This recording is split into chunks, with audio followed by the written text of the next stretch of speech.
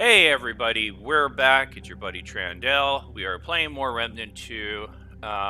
Wanted to get a second video out. I've had some really good feedback about the first, which I can't even tell you guys how much that means to me. It's really awesome. I used to make a bunch of guides for different games back in the day. I love doing that type of stuff, especially when it's a game that I really enjoy and really think that it's worth the time and effort, to do stuff like that, to get the word out there, and just help other people, find and enjoy great games that deserve to be played. So I was really thankful for some of the feedback I've already gotten about the first video. I've been wanting to make a second one, kind of more of a general new player guide, helpful, little tips and tricks about Remnant 2, since there is so much to this game, especially for new players that have never possibly played a game like this, have no idea what a Souls-like is or what Remnant is all about. I wanted to get out a video to kind of help those people and just everybody, be able to enjoy the game a little bit more without some of the headaches and heartbreak that I've experienced. If I can make your playthrough at least a little bit easier than mine was the first time around, hey, I call that a win-win. So, let's get started. No, that's not what we want to do. We want to start the game. Okay, so the first thing I want to talk about is just some of the basics of the gameplay, the mechanics, classes, how to get your dual class, stuff like that, out of the way first, because there's definitely been some pretty big changes, and I've noticed some of the wiki sites and stuff like that still have not been updated. So, tip number one, I would definitely give new players is get your second class as soon as possible. Like, literally, that will be the biggest boost in power you're going to get. Just unlocking that second class, unlocking those perks, and that second skill ability will be a huge improvement, right off the bat. And like I said, there's been some changes. When I first started playing the game, you had to have your first class leveled up to 10 before you could unlock your second. Thankfully, they've changed that. Now, as soon as you get your second engram, which is our, let's see, these guys right here, these are items that you can buy off of vendors in town. All the starting classes outside of the gunslinger, unless you bought the bonus, the extra version of the game. All the starting classes you're going to be able to find in town at the vendors. The gunslinger you will eventually be able to unlock once you defeat enough bosses and go through enough worlds in the game. You will eventually unlock and be able to buy the gunslinger as well. A lot of other classes, though, are hidden throughout the game and require kind of like special hidden quest kind of things to unlock. The engineer is one of them. You find that on Nerud. That's probably the easiest, to be honest. And then the other one that I found so far is the Summoner. Summoner's not necessarily hard per se. It's left up to RNG. You have to be in Yesha on a certain tile set at a certain point in time, so you can farm special enemies that are only there during that certain time, limited time frame, which is called Blood Moon. I actually had a Blood Moon once or twice before I even realized there was anything super special about it. So yeah, it's definitely not hard, but Blood Moon so far, there's a lot of different theories about how they come about, but there's no real consensus of how or if it's even possible to force a blood moon. So engineer is definitely probably the easiest hidden class to unlock for sure. And maybe, in my next video or something like that, I'll talk about how to unlock some of the classes that I found. But yeah, get your second, class as soon as possible. You can find, actually, I don't even think How's I've the bought war this one yet. treating you? What you looking for? Yeah, here you go. Here's one right here. This is what you're going to look for. Like these special materials and stuff. They all cost the same amount. It's all 1500. So as soon as you get enough scrap, you just buy it. All right then, Wanderer. Keep your gun loaded and your wits about you, stranger. And then you take it over to Wallace.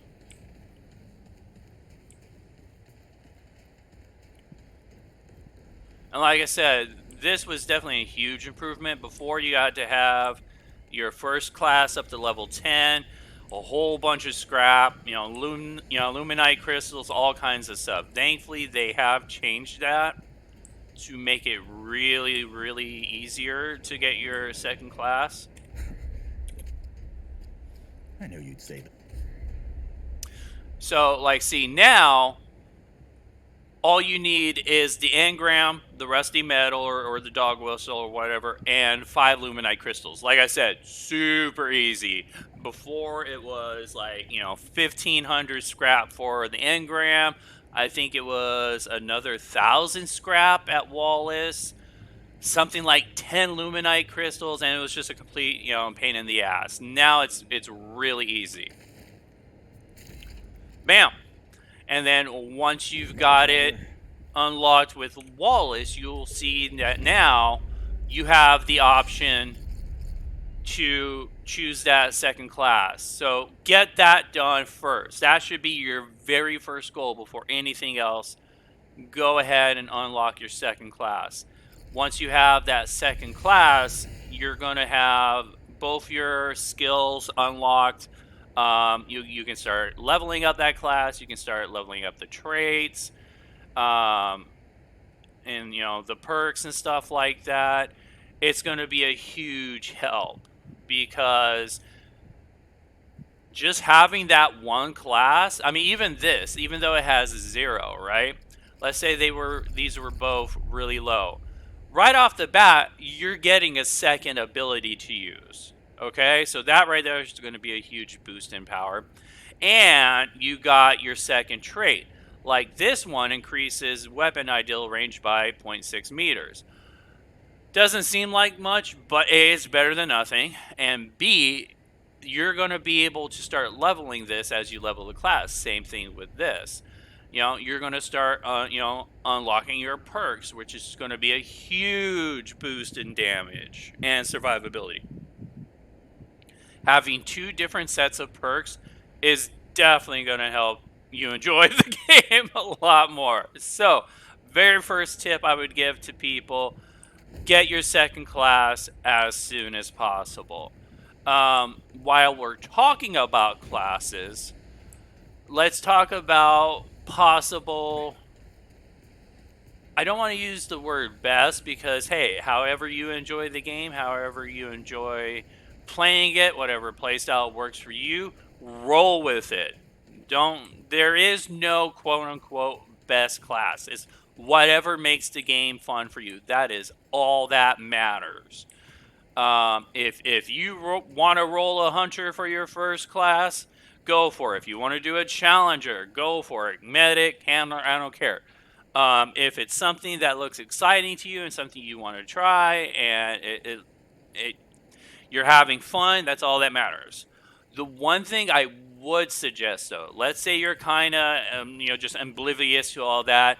You're just looking for something to get into the game and it be a very low learning curve and very high survivability. The one class I would definitely suggest. Now, medic at first glance would look like it's a good choice, right? You got some healing. Some of the perks, let's say you know what some of the perks and stuff are. this definitely would look like it could be a great starting class. And it's definitely not bad because those things do help.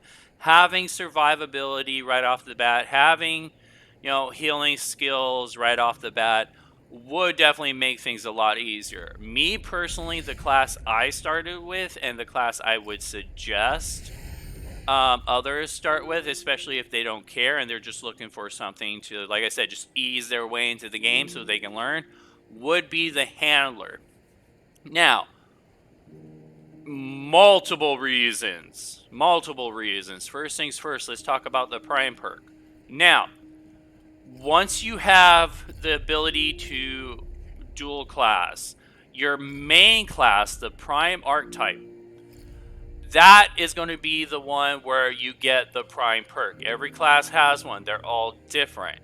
One of the main reasons why I would suggest doing handler as your starting class would be for the bonded perk. Now, like it says right here, when the handler is down, the companion, your doggo, will attempt to revive them at 50% max health. Can be used to revive allies with it as well with the command skill.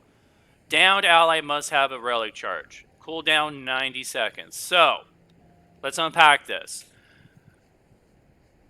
You're gonna die. Period. End of discussion. Especially if you're new to this type of game. Or let's say you know kind of what these types of games are. You might have seen or played a couple Souls-likes a little bit in the past. This game is not. There is no easy mode. Okay, anybody that tells you otherwise is just kind of being a douche. There is no easy mode. There is no easy level. Even the quote unquote starter level survivor, yeah, your shit's gonna get smacked if you don't pay attention or you don't get or if you get cocky. Heck, sometimes even if you are paying attention, some of these bosses are unforgiving, and we'll talk about that in a little bit. So you're gonna die, and especially if you're playing by yourself a lot, like I am, having a basically a second wind, a get out of jail free card every 90 seconds is amazing. Okay, I can't tell you how many boss fights I was able to get through because of this prime perk. It's perfect for solo play, and it's absolutely perfect for newer players.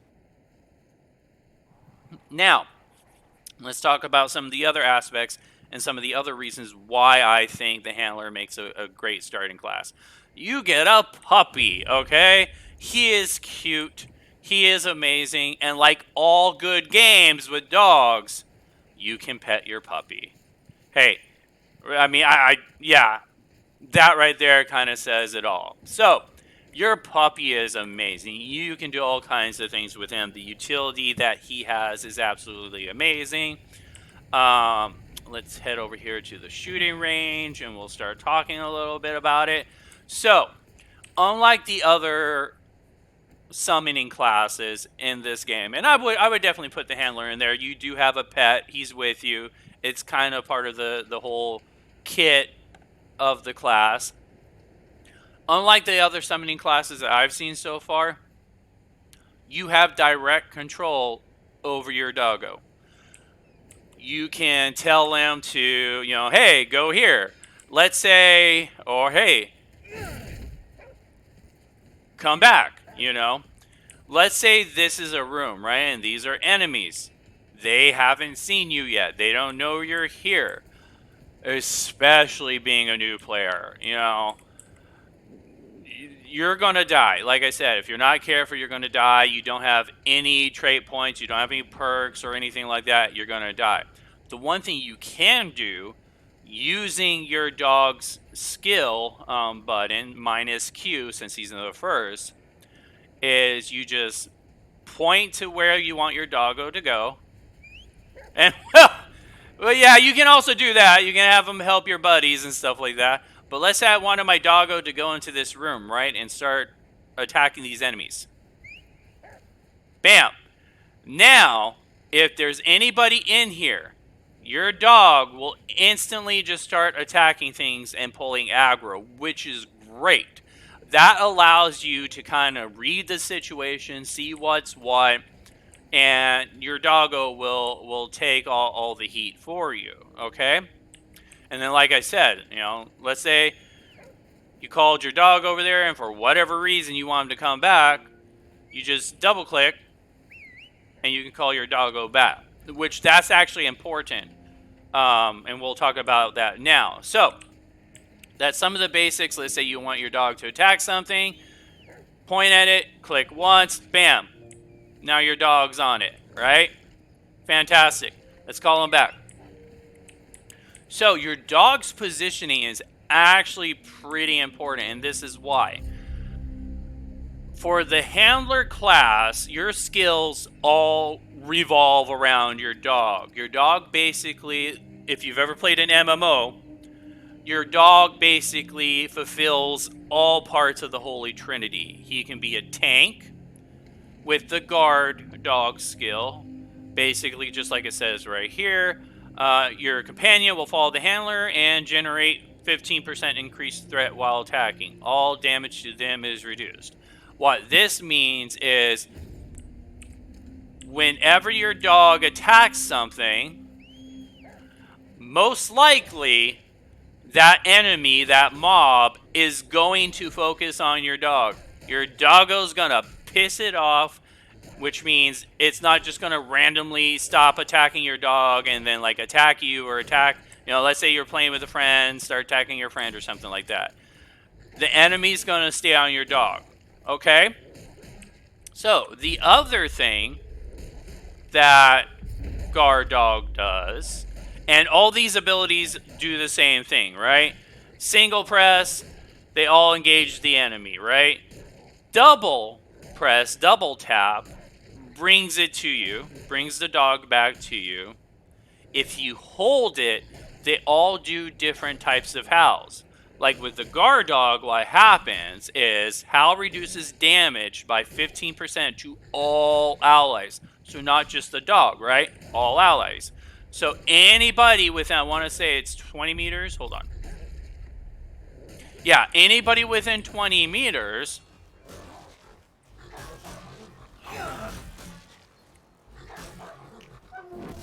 There you go. And there's the buff right below your stamina bar. Red bar is your health, gray bar is your stamina. Right there, there's your buff. So for 20 seconds, everybody in your group, your doggo, you, whatever buddies you might be playing with, you're all going to be taking less damage. Absolutely amazing, right? And the companion generates even more threat. So yeah, bosses and stuff like that, they're most likely not gonna, leave your dog alone after that. So that's absolutely amazing. That right there in the beginning, when you're first leveling up, this ability just to have your dog help you control a room, help you control enemies, keep pressure off of you is absolutely superb. Now, let's call him back.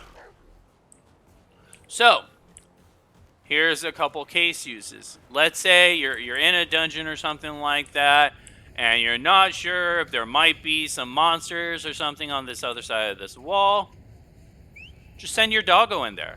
Again, if there's, let's say, like a monster on this other side of the wall, your doggo's going to instantly see it and start attacking whatever might be hiding around in here. It's a great utility tool.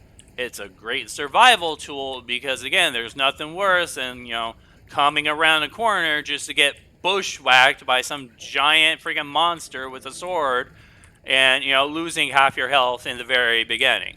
So that right there is a great use of the command ability. Like I said, just send your dog in. He'll scout it out. If there's anything there, he'll automatically start attacking anything in that area. Okay, cool. Let's talk about some of the other traits, the other class abilities you get. So we've talked about the guard dog. He's your basic, tank, right? He's going to help you, tank damage and keep stuff off you. This right here, in my opinion, once you get through your first couple levels and you're not instantly melting every time something looks at you sideways, The support dog is amazing, especially in group play. Now, what this does is, and this is why positioning is important. Companion will follow the handler and continuously heal allies within 3.5 meters for 0.25% of their max health per second. This is amazing. And again, you can see it right there, right next to my bulwark buff, just to the right of it, the little health symbol. That shows you that you're continuously being healed by your dog. Now, again, there is range. So like if I go a little bit of ways and it's not that far, yeah, it's like right about here. That's as far as the dog can be away from you before you lose the buff. So this is really cool for, let's say, some of those longer boss fights where there's like room transitions or different stages and stuff like that. Maybe your doggo can't necessarily attack it, because it's a flying enemy. In that scenario, keeping, instead of doing guard dog, because hey, if your dog can't even attack the boss, the guard dog isn't going to do you very much outside of the damage reduction. Going to the support dog would be super helpful because you're going to continuously get that healing while your dog is next to you. Let's say you take some heavy hits, that's going to let you slowly heal back up. But the other thing that makes it really good during boss fights and when you're playing with others is the support dog's howl ability. Now, this one, you howl, grants 2% of max health per second and 25% increased movement speed to all allies within 20 meters. The last 25 seconds. That is huge. It may not seem like a great heal, but that heal is pretty freaking massive. And like I said, it lasts for 25 seconds? Baseline? Yeah, 25 seconds. That's a lot of healing. Um, Especially for those longer boss fights where, let's say, you might not be getting one shot, but you're just taking lots of little points of damage, whole death by 1,000 paper cuts. That heal is super, super powerful. So, me personally, the support dog is absolutely amazing. I did most of the game with the support dog once I started leveling up a little bit more. The guard dog in solo play is it's chef's kiss. Absolutely amazing. Your dog is super, super tanky. And right off the bat, one of the first weapon mods you can get is a heal, which is exactly what I did. I just sent the doggo in there, let him start tanking stuff, and I was just popping heals in my dog. Hey, it worked, know. So yeah, guard dog at the start is definitely a good choice. Once you got a couple levels, once you got your second class unlocked, the support dog is absolutely amazing. Both of these can be great in solo or group play. And then you got the attack dog. I'm kind of about it. I know there's a lot of players that the only thing they focus on is damage, and that's all they care about. It's kind of okay. Yeah, you get 20% additional damage, and you can get a damage increase for your allies and stuff like that. I am a firm believer, though, that dead DPS is 0 DPS. So, yeah, while the damage increase might be nice, if you and your party members are dying all the time, then you're doing no damage. So, I'm kind of oblivious to this one. It's okay. It is what it is. I mean, especially once you get some time in the game and you're feeling comfortable with the mechanics, and especially if you have a group to play with, then yeah, this could definitely be a skill to go for. But me personally, these first two are the bread and butter of the handler. The other thing that makes the handler really, really good is the trait, especially in group play. So, fun fact, there is friendly fire in Remnant 2. And no, there is no way to turn it off. So, hope you and your buddy's aim's decent, or you might have some rough fights every once in a while. You might accidentally do more damage to each other than the enemies. So, kinship here, though, takes care of that. Not all the way, but mostly. Reduces friendly fire damage dealt and received. So if you accidentally shoot your buddy in the back of the head with a shotgun, you're not going to instantly one tap him or something. uh, and this will also work really good with your dog. You're not going to instantly blow up your dog with a grenade launcher or something, which there are in the game. So yes, your doggo is unfortunately going to take collateral damage. That's just the nature of the beast. This will definitely help that a lot. A lot of the perks are really good. You gain 30% increased range and skill damage, crit chance, all types of stuff. Movement speed. You got a companion, increase, revive speed, all kinds of really fun stuff in here. So, my personal opinion, handler would definitely be the most new player friendly class to start with, probably followed by the medic. So, that's, classes in a nutshell, how to unlock them. Um, some of the best ones to choose. The next thing I kind of want to talk about, because I haven't seen, in my opinion, very good reviews or very good gameplay when it comes to, especially a lot of the big streamers. I won't name names, but yeah, most of them, in my opinion, kind of suck.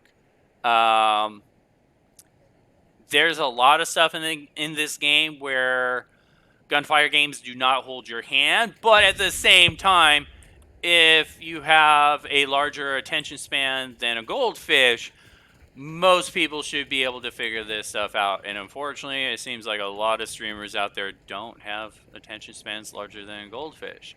So, basic tips, right? When you're playing through the map, here, let's go to an actual world.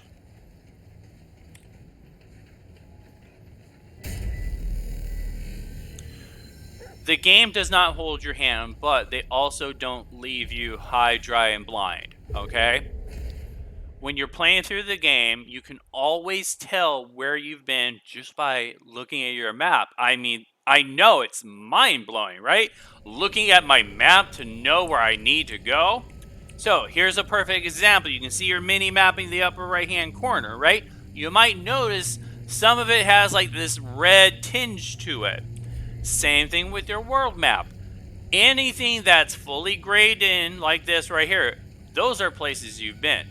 Anything that's not, anything that has like this gray tinge to it, those are places you have not been. I know, it's just revolutionary, but I swear to God, I've seen some of these streamers just like lose their, I don't know where to go, I don't know where to go, and I'm not being exaggerated, that's how some of them behave. And literally half their map is red. I don't know. You tell me, boss. Where do you think we should go? The other thing that's also super important, and we can actually,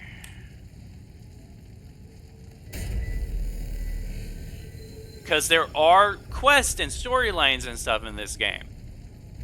The other thing you can do, let's do. I'm trying to remember where I'm at exactly in this storyline, so I can show you an example of what we want to talk about next. So, if you ever get lost in the storyline and you don't know what to do in a world, open up your world map. Okay, guys, open up your world map and you will notice. Okay, so I'm. Oh, I must be in the Marls Parish.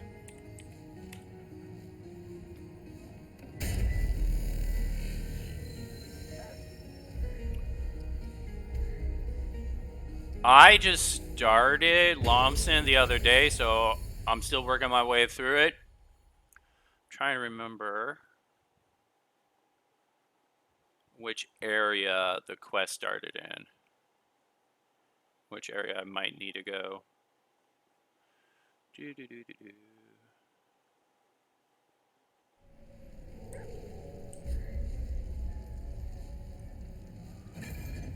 Oh man, I got all kinds of freaking quests. That might be why. Okay, so let's say you're not 100% sure where. Oh, okay, that's why, because it doesn't actually have a location for me yet. So let's say, you know, you're in a quest line, you don't know exactly where you need to go, and there's an actual location or thing you're supposed to find, right? You will all, and it kind of shows you right here, this primary objectives, right? Wherever the game needs you to go next to progress further, you're going to see this orange exclamation point right above that dungeon or right above that area where you need to go. So if you're ever completely lost and you have no idea where you need to go next, open up your map, look for this guy, okay? Every zone I've been in has been like this. This one's a little bit different because I already know where some of these places are, and I've already kind of found most of this stuff. I just got to find the hidden aspects of it. So that's why it's showing up a little bit different. But like Narud is a good example. Narud, I believe both storylines basically require you to find things, right? And the map will always tell you exactly which dungeon you need to go to find something. It won't show you exactly where it is in the dungeon, but at least say, hey, you know, go to the Astropass dungeon or something like that. Go to the hatchery, and it'll actually show you where you need to go. So your map is your friend. Now, the other thing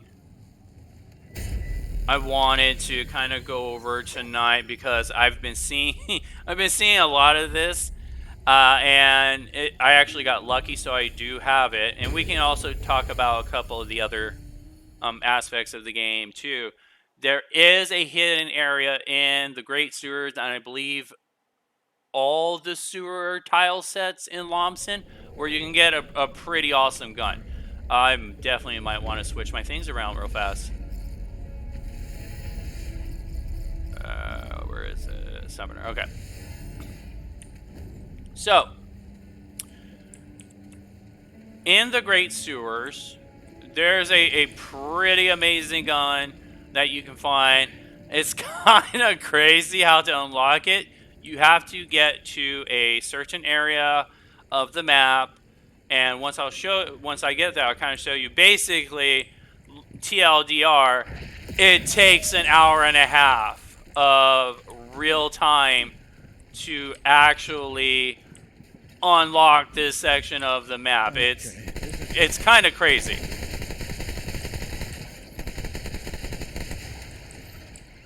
But I've been seeing a lot of posts online where people are having issues. And we'll kind of go over why once we get there, because it'll definitely be a lot easier to show you.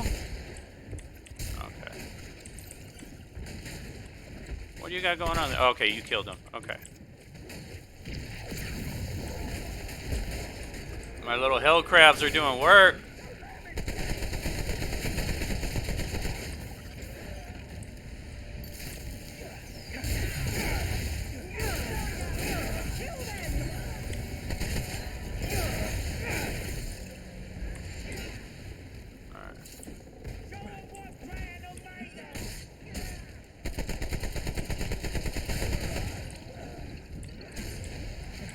Oh, God.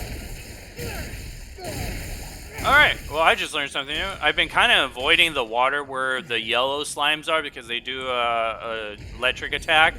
I'm like, knowing my luck, is it going to turn into like a giant AoE the moment I get down in the water? Thankfully, that's not the case.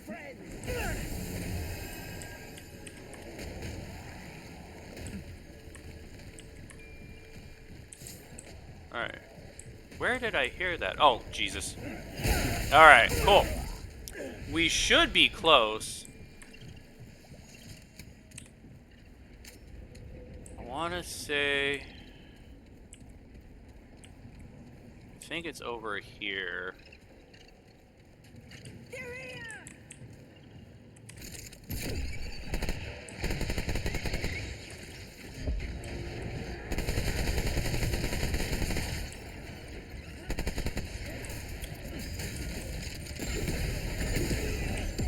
Have fun with that.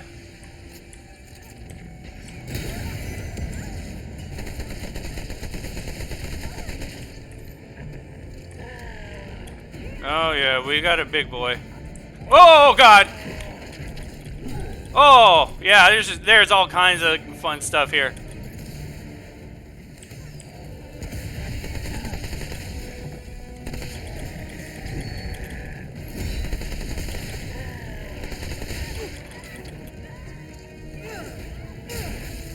Alright. Let's make a little bit of room.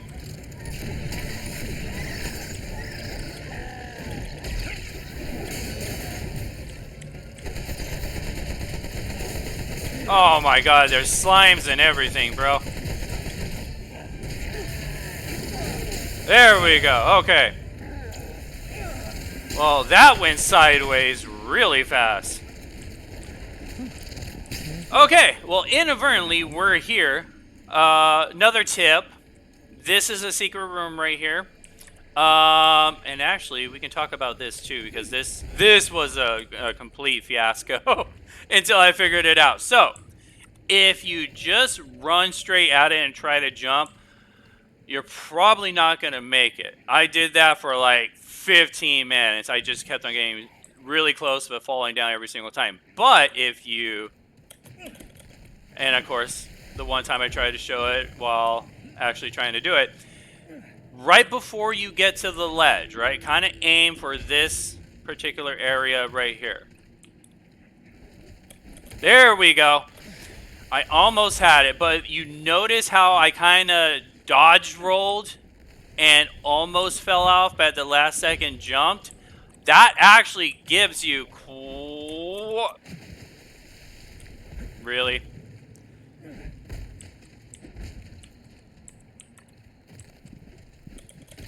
There we go. Oh, so close. Anyways, that is the best way to do it, because just having that little bit of extra length before you actually do, there we go, the jump animation really helps. I don't think we can do the boss here again, because there is a boss here. Yeah, I don't think the optional bosses respawn once you clear the map. But yeah, so there is a optional hidden boss here. He's actually really cool. You get some stuff off of him, but you also get a full gear set off of this poor chap right here. Yeah. We can actually show that off.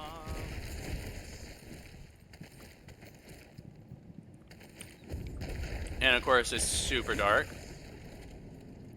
So yeah, I mean, I think it looks pretty sick. It's definitely like a Sherlock Holmes type of vibe to it.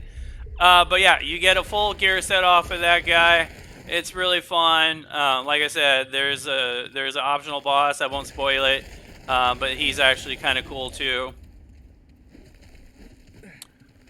So hey, we got a bonus secret in. Cool.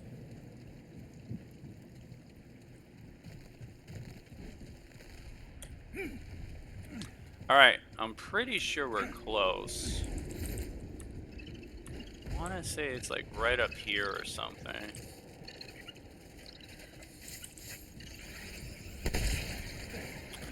Oh yeah, another tip.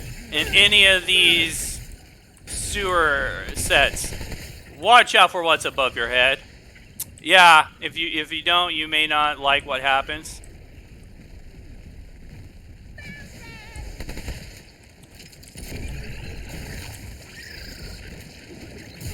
Oh, seriously. Space crabs for the win. Go get them, boys. Alright. I think This might be it over here. I hear something.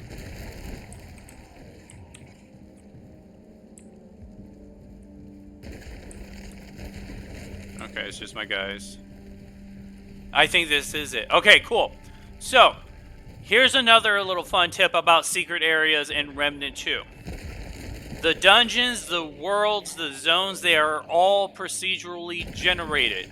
If you get a great sewer and two of your friends get great sewers, they could all be completely different, okay? Which kind of makes things a little bit awkward when it comes to sharing tips and tricks. Because you can be like, hey, go to this part of the map, or you might have seen YouTube videos, you know, telling you how to find secrets. They're like, yeah, go to this part of the map. And then you open up your Great Sewer map, and it doesn't look like anything you're seeing in the video, okay? That's not on you. That's unfortunately a lot of content creators aren't taking the time to explain that fact. So, here's a tip. All these secret areas, the whole map could be different. This right here, this is what we call a crafted set piece. The area around the tile, if you take your map and pretend it's all made up of tiles, this particular tile, right here where the secret is, or where any secret is, will always look the same. It will always look like this.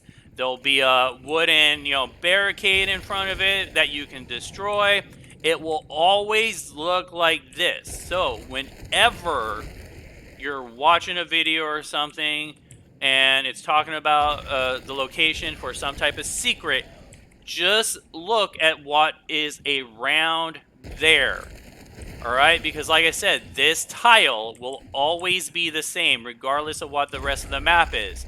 And you can sometimes just tell by this, shape of the tile, right? You got a ladder, it's, this kind of squarish rectangular shape. Look for that particular thing on your map as you're running around. And if it looks like this, then you know you're there. Okay, and like I said, that works for every secret. That requires a location. So, you're going to break the barricade, you're going to run in here. When you first get in here, there will be no water, okay? I am actually going to get rid of my little dudes because they might cause more harm than good. Alright, there will be no water. It will just be a straight fall down, bad times, okay? Let's clear some of this garbage out, of course. So, you don't need to run and jump. Just a basic jump works just fine.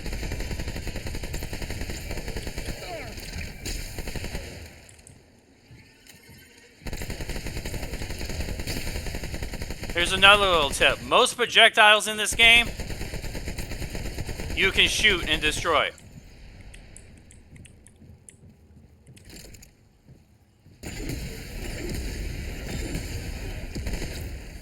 What the? Oh, God.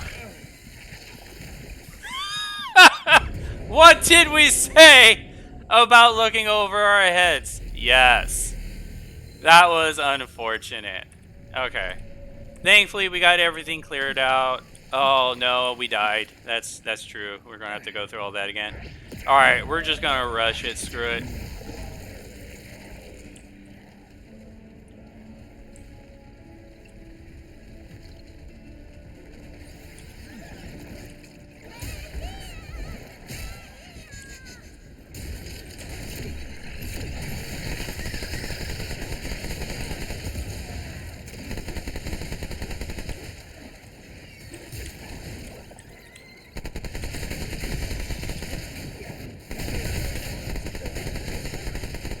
But yeah, that'll give us an opportunity to talk about some more things.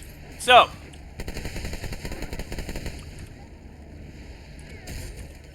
like we were talking about, all secret locations, those are crafted tile sets specifically for that thing. So if you see that tile set, that's all you need to know, because it will always be the same regardless of what the rest of the dungeon looks like. I think we're actually pretty close.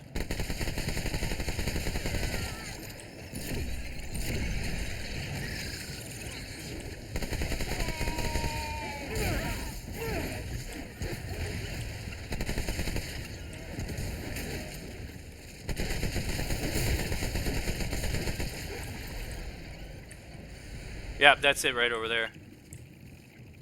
Cool. So yeah, just look for that specific tile set. That's all you need. A really good example of that, and like I said, we'll go over hidden classes in another video maybe. But a really good example of that is finding the engram for the engineer class.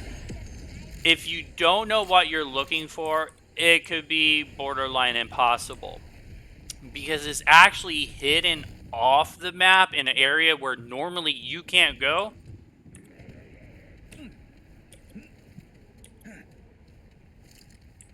Alright, let's try to do this smart.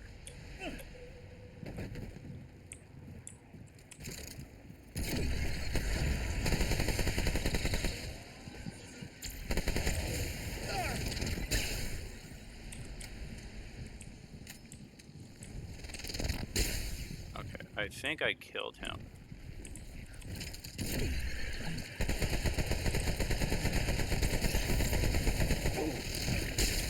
Woo! That would have been unfortunate.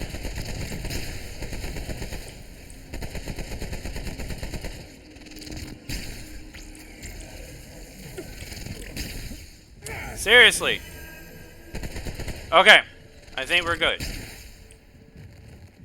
So, an hour and a half later, basically what you need to do is when you come into this room, you'll notice that there's an enemy in this pipe. You kill him, water will start rushing out. Hour and a half later, go do some other stuff, come back, the room will be filled. Now, I've been hearing a lot and seeing a lot on YouTube and in other comments that people are having issues. Okay, homeboys, I need you to go for a little bit. Rolling off of these platforms into the water. They might be trying to do a run and jump. Do not do a run and jump. Just get towards the edge, walk, jump. Now, the other thing you want to do, the moment you land, just press back. Right? Just press back. That's all you have to do. Same thing here. Do not run and jump. Just walk. Walk and jump. That's all you need to do, guys. And you will not roll off, just like we saw here. Once you just do your walking jump, just press back. You won't roll off. And then the Meriaden will be right here. So, really simple. Same thing. That's all you have to do. Alright? Just walk, jump. And the moment you land, just tap back. And then you will not roll off. You do not have to run and jump for those platforms. Pretty simple. Okay. We are golden. Let's get out of here. So see, what we talked about, we've talked about classes, dual classes, starting classes. I mean, technically I could just use my stuff. Oh, here's another little tip, right? Let's say you've already been through the dungeon, you don't want to do it again, you don't want to go all the way to its checkpoint, just use your liquid escape. Yeah. Now, don't be alarmed the first time you use this, or if you accidentally use it. Yeah, it's gonna kill you. But there's no real downside to it. Like I said, especially if you just want to get out of a dungeon and get back to the control point, there's no real downside. So yeah, just use your liquid escape. All right. I think we're good. I mean, we've definitely covered a lot. How to read your map, how to know where to go for quests. We've done a couple little secrets. And yeah. So I just wanted, like I said, I wanted to get a video out there just talking about some of the basics of the gameplay, the mechanics, and stuff like that. And because, like I said, I've seen a lot of, I'm just gonna call it like bad press, where streamers that either A, have no idea what they're doing, or B, are just kind of ragging on the game to rag on the game, or just sending out misinformation.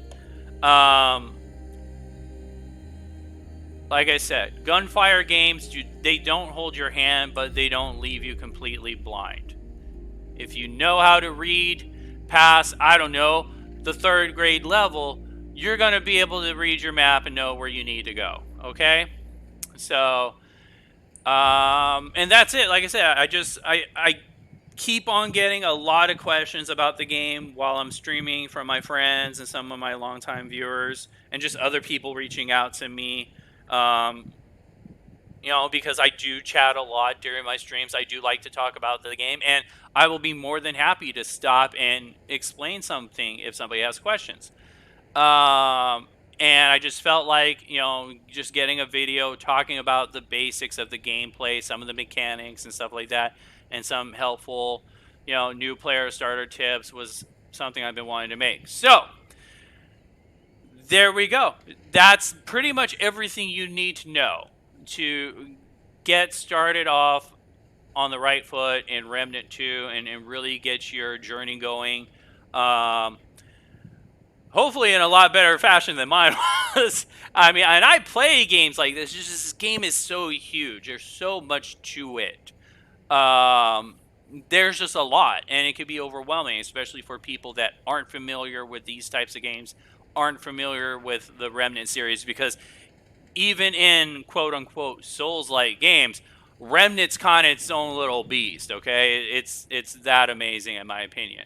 I wanted to get a video out there to help newer players kind of get a feel for the game, what to expect, and some things to know about the game to like I said, help their first time through be really really more enjoyable. So that's it, folks. As always, I appreciate it.